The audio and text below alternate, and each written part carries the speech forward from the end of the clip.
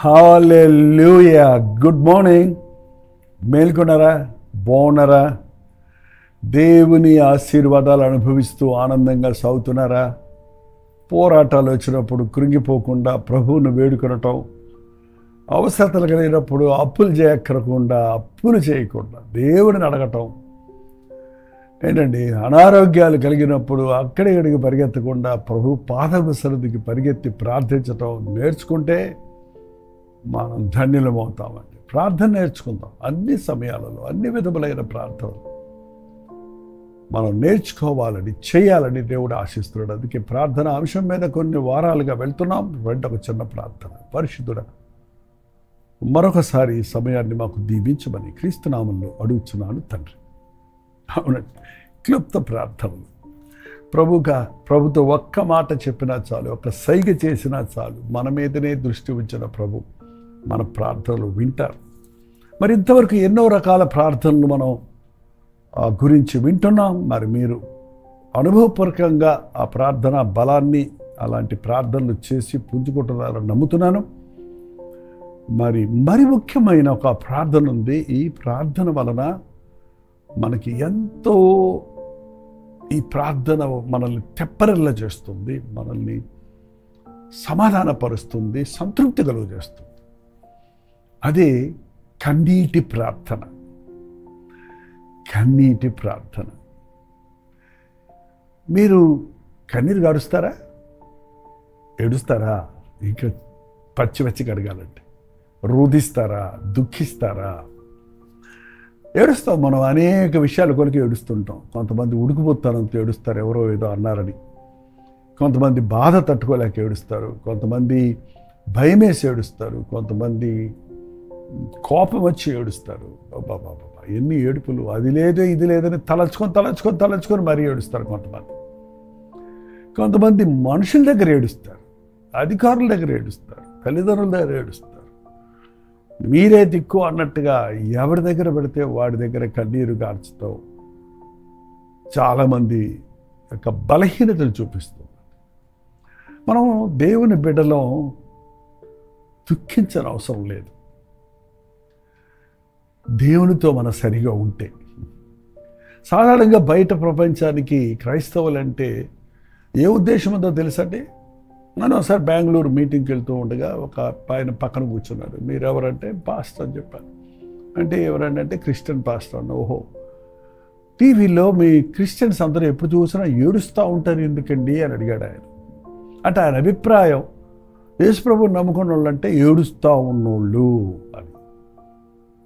ఏడుపు ముఖం వేసుకొని ఉండమని ప్రభు చెప్పలేదు, బైబిల్ చెప్పలేదండి. సంతోషించుడి, మరల చెప్పుదును, సంతోషించుడి, ఆనందించుడి. ఆయన కుడి చేతిలో సంపూర్ణ సంతోషము కలదు. ఎస్, మనం ఏడుస్తాం దేవుని సన్నిధిలో కన్నీరు గార్చేవాడు మనుషుల ముందు కలకల్లాడుతూ ఉంటాడు. కన్నీటితో కడుక్కున్న ముఖం దేవుని ముందు ఎంతో ప్రకాశవంతంగా ఉంటుందట. మనం పశ్చాత్తాపడతాం. ఏడుపు అంటే ఇది లోక సంబంధమైన ఏడుపు కాదు. లోక సంబంధమైన ఏడుపులో లోక విషయాల కొరకు ఏడ్చేది, లోక సంబంధమైన వారి కొరకు ఏడ్చేది. కానీ మనం దైవ చిత్తానుసారమైన దుఃఖం. ఒకసారి కొరింథీయులకు రాసిన 2వ పత్రిక 7వ అధ్యాయము 9వ వచనం చదువుతున్నాను. మీరు దుఃఖపడితేనని సంతోషించడం లేదు, కానీ మీరు దుఃఖపడి మారు మనసు పొందుతారని ఇప్పుడు సంతోషించున్నాను. ఏలైనగా ఏ విషయంలో నేను మా వలన మీకు నష్టం పొందకుండాకై దైవ చిత్తానుసారముగా దుఃఖపడిని. దైవ చిత్తానుసారమైన దుఃఖము రక్షణార్థమైన మారు మనస్సు కలుగుజేయును. దైవ చిత్తానుసారమైన దుఃఖము, దేవుని విషయాల కొరకు దుఃఖపడటం, దేవుని దుఃఖపరిచమే అని దుఃఖపడటం, దేవుని వాక్యం ద్వారా గద్దించబడినప్పుడు పశ్చాత్తాపడటం. దేవుని ముందు నేను సరిగా లేనే, దేవుడు ఆశించిన దాన్ని నేను చేయలేకపోతున్నానే, దేవుడు ఆశించినట్లు బ్రతకలేకపోతున్నానే అనే వేదనతో పశ్చాత్తాపంతో కన్నీటితో నీ స్థితిని ఒప్పుకొని చేసే ప్రార్థన కన్నీటి ప్రార్థన. ప్రభు నువ్వే దిక్కు, నువ్వు తప్ప నాకు ఇంకెవ్వరూ లేరు అని పూర్తిగా ఆయన మీద పడి నీ హృదయ వేదనంతా ఆయన సన్నిధిలో కుమ్మరించటమే దైవ చిత్తానుసారమైన దుఃఖం. నువ్వు మరణమవుతున్నావు, ఇక బ్రతుకోవు కనుక నీ ఇల్లు చక్కబెట్టుకోమని హిజ్కియాకు కబురు ఇచ్చినప్పుడు గోడ తట్టు మొహం తిప్పుకొని నన్ను జ్ఞాపకము చేసుకో అని కన్నీటితో ప్రార్థించాడు. వెంటనే జవాబు వచ్చింది. నీ కన్నీరు నేను చూశాను, నీ ప్రార్థన నేను విన్నాను. ఇంకా బతకవు అని చెప్పిన వ్యక్తికి మరి కొద్ది నిమిషాల్లోని ఇంకా 15 సంవత్సరాల ఆయుష్ నీకు ఇస్తున్నానని దేవుడు చెప్పడం మనం చూస్తున్నాం. కన్నీటి ప్రార్థన హృదయాంతరేంద్రియాల్లో నుంచి వచ్చే సమర్పణతో కూడిన ప్రార్థనగా, ప్రభు మీద పూర్తిగా ఆధారపడే ప్రార్థనగా ఉంది. అంతేకాదు, మనం తప్పు చేసినప్పుడు ఆ తప్పు కొరకు మనం పశ్చాత్తాపడితేనే కానీ ఆ తప్పు నుంచి మనకు విడుదల లేదు. పాపపు నివృత్తికి అవసరమైనది పశ్చాత్తాపం.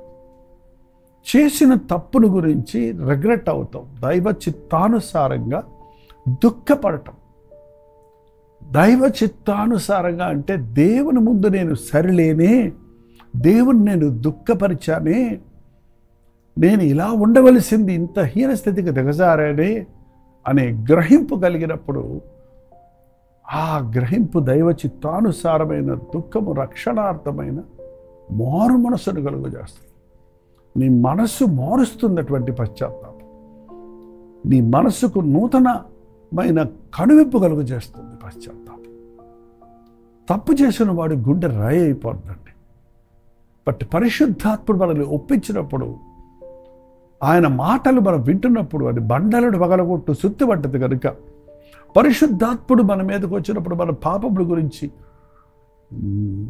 నీతిని గురించి, తీర్పుని గురించి ఒప్పింపజేస్తాడు కనుక మన సంగతి మనం అర్థమవుతుంది. ఆయా సమయాల్లో ఇజ్రాయేలు జనాంగం దేవునికి అవిధేయులైనప్పుడు, దేవుని కోపం వారి మీదకు రగులుకున్నప్పుడు,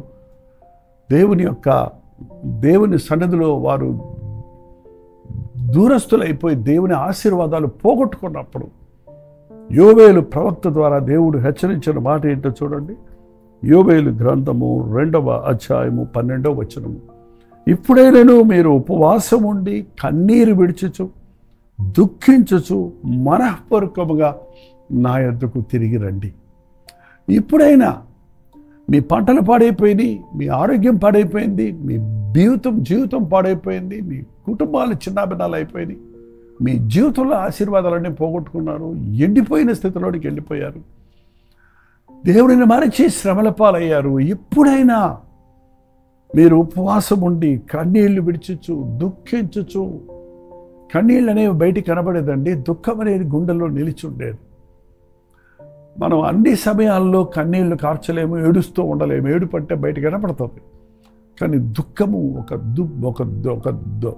ఒక పావురంలాగా, ఆ పావురం ఒక పావురం కనబడినప్పుడు ఆ రెండో పావురం కోసం అది మూలుగుతా కూర్చుంటుంది అంట.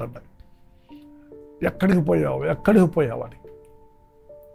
దేవునితో మనకి ఎడబాటు కలిగినప్పుడు, ప్రభా నీ సన్నిధి పోగొట్టుకున్నా, నీవు నా యజమానివి, నీవు నా దేవుడు, నా రక్షకుడు, నీకు నాకు మధ్య దోషం పాపం అడ్డొచ్చిందని గ్రహించుకున్నవాడు ఆ పాపపు ఆటంకాలు తొలగించబడే వరకు రోధిస్తాడు, ఆయన ముఖం చూడాలని ఆశిస్తాడు.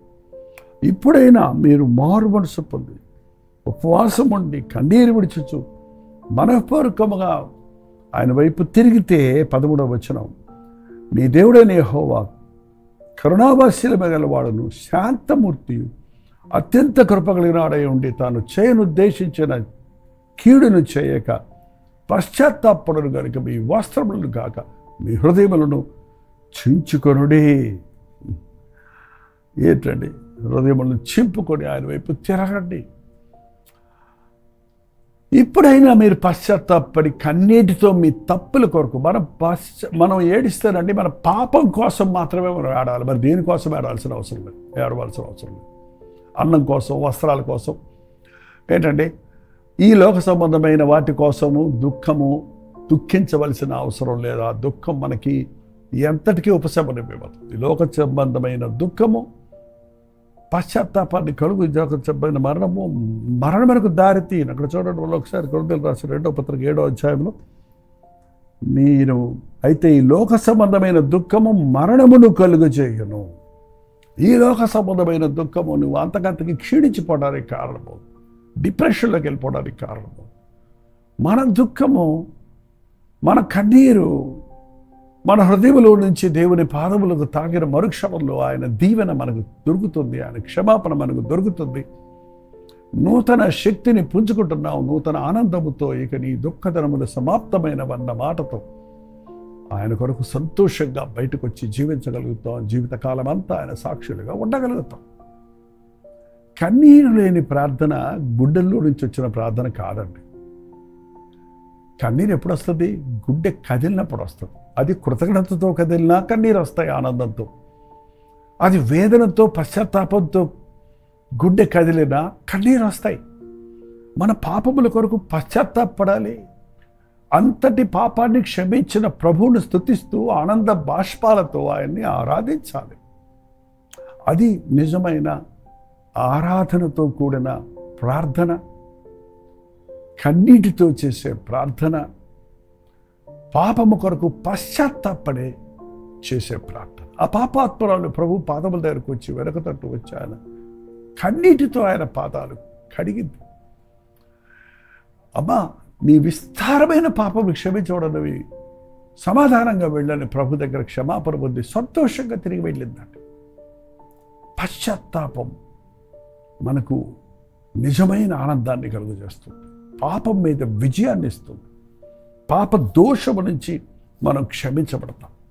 ఒకసారి మళ్ళీ 2వ అధ్యాయం 2 కొరింథీ 7వ అధ్యాయంలో చూసినట్లయితే 11వ అధ్యాయం, మీరు దేవుని చిత్త ప్రకారంగా పొందిన ఈ దుఃఖము ఎట్టి జాగ్రత్తను, ఎట్టి దోష నివారణకైన ప్రతివాదమును, ఎట్టి ఆగ్రహమును, ఎట్టి భయమును, ఎట్టి అభిలాషను, ఎట్టి ఆసక్తిని, ఎట్టి ప్రతిదండనను మీలో పుట్టించను చూడుడి. దైవ చిత్తానుసారంగా మనం దుఃఖపడ్డప్పుడు, కన్నీటితో మనం ప్రభు సన్నిధిలో ప్రార్థించినప్పుడు, మనం పశ్చాత్తాపంతో కన్నీరు కార్చినప్పుడు, ఆయన తన రక్తంలో మనల్ని శుద్ధులుగా చేసినప్పుడు, మన పాపములు క్షమించే కరుణావాత్సల్యత కలిగిన వాడిగా ఉన్న ప్రభు యొక్క కరుణ వల్ల అటువంటి పశ్చాత్తాపము మళ్ళీ దుఃఖం పుట్టించదు మనకి. అట్టి పశ్చాత్తాపము, అట్టి కన్నీటి ప్రార్థన, ఎట్టి జాగ్రత్తను మనం జాగ్రత్తగా ఉండడానికి, దోష నివారణకైన ప్రతివాదమును, మరొక్కసారి పాపము చేయకుండా జాగ్రత్త పడటానికి, పాపం విషయమై నిగ్రహం కలిగి ఉండటానికి. ఆగ్రహం అంటే పాపాన్ని మీద కోప్పడటానికి, పాపం జోలికి పోకుండా ఉంటాడు. ఎట్టి భయమును, ఎట్టి అభిలాషను, ఎట్టి ఆసక్తిని, ఎట్టి ప్రతిదండను మీలో పుట్టించనో చూడండి. అందుకే ప్రార్థించేవారండి పరిశుద్ధులు కొట్టగలుగుతారు. మళ్ళీ పాపానికి చోటు ఇవ్వరు, మళ్ళీ పాపం చేయరు కాదు. పాపం విషయంలో పశ్చాత్తాపడ్డవారు దాన్ని అసహించుకుంటారు. పాపాన్ని ద్వేషించగలుగుతారు. తమ తప్పులు మళ్ళీ చేయరిక. నిజమైన పశ్చాత్తాపం, హృదయపూర్వకంగా కన్నీటితో చేసిన ప్రార్థన నీకు నూతన జీవితాన్ని, నీకు ప్రత్యేకమైన పరిశుద్ధమైన హృదయాన్ని నీకు ఇవ్వటమే కాకుండా దేవుని కొరకు రోషం కలిగి జీవించడానికి పరిశుద్ధాత్ముడు మనల్ని అభిషేకిస్తాడు. ప్రభువా, కన్నీటి ప్రార్థన మాకు నేర్పించని ప్రార్థన చేద్దాం. మీ కన్నీరు మనుషుల దగ్గర కార్చి వృధాపరచుకోకండి.